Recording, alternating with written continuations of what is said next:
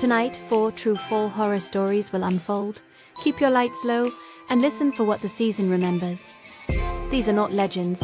They are the small, sharp memories people whisper when the harvest ends and the nights grow long. I found them in late-night confessions and forum threads, voices trembling at the edges. I stitched those accounts together so you can feel the season close in. Listen to the creak in the trees. It is part breath, part warning. Tonight, we begin at the edge of town. The first story reads like an old photograph gone wrong, a return nobody expected, and a farmhouse that refused to forget. He came home one October evening, claiming the city had exhausted him.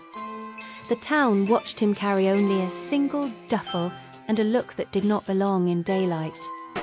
Neighbors smiled, offered coffee, asked about work. He nodded and said nothing about the road, through the fields, or the noise he heard at night. On the second week, there were footprints in the mud outside the barn that led nowhere and ended at a rusted gate. The prints stopped, as if whoever made them had been lifted. He started waking at 3 in the morning, sitting at his kitchen table, staring into the dark, humming a tune he could not remember learning.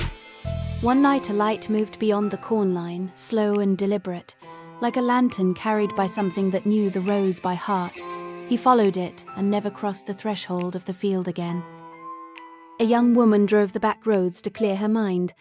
The map had led her past a bend where the trees leaned, like judges, and the air smelled of rain and coal. She saw him by the shoulder, thumb extended, soaked in a coat too heavy for the weather. He smiled and climbed in without a word about where he had been. They talked in small things. He asked about her favorite autumn memory, then launched into a story about leaves that covered graves like soft blankets. When she glanced at him in the rear view, his eyes were empty, as if something had been taken and left a hollow reflection behind. At the next turn out she stopped. He vanished from the back seat. Only his wet footprints led into the fog, ending at a fresh patch of disturbed earth between 2 headstones. 2 friends dared each other to spend a night in the state woods, a tradition like trimming branches or telling ghost stories around a weak fire.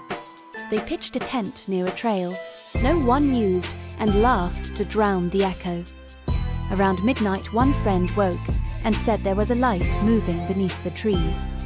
They thought it a hunter, a lost hiker, until the light stopped at the edge of a clearing and did not belong to any person they could see. It hovered, then turned like a slow eye. It found them. It brightened.